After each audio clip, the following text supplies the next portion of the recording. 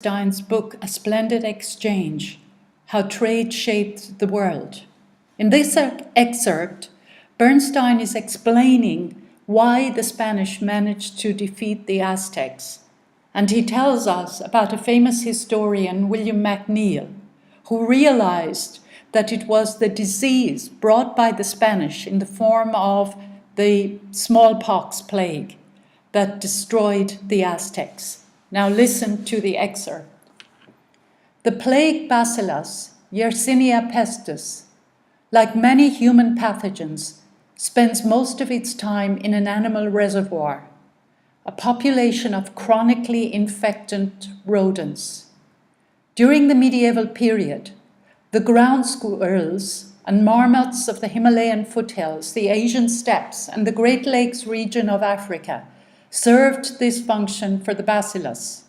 Probably the most important of these animals was the tarabagan, a burrowing animal that most resembles an obese squirrel, grows to 2 feet in length, weighs up to 18 pounds, and hibernates in winter. For millennia, the local inhabitants of the steppe kept their distance from infected rodents, easily identified by their sluggish behavior.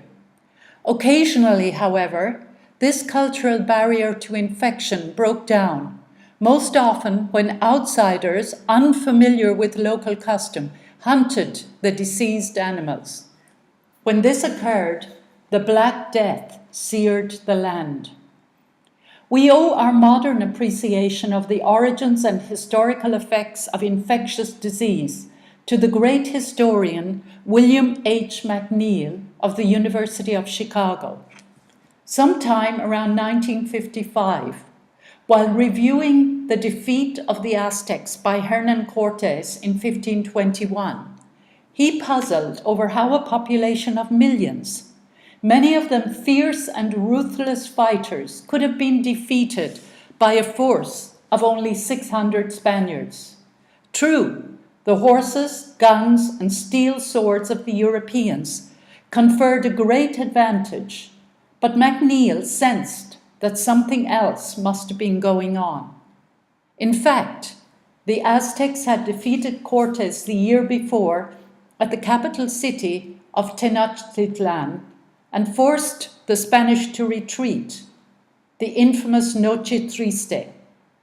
4 months later, a smallpox epidemic swept through the Aztec nation.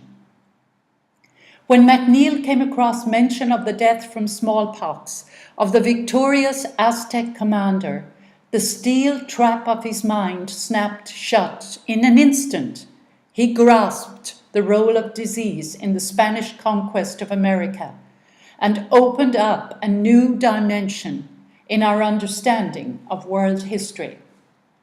McNeill realized that what had happened both in Tenochtitlan and in Europe 2 centuries earlier were identical phenomena, the catastrophic introduction of a new disease into a population lacking immunity to it. He elucidated the mechanics of these collisions of civilizations in which trade often provided the primary motive force.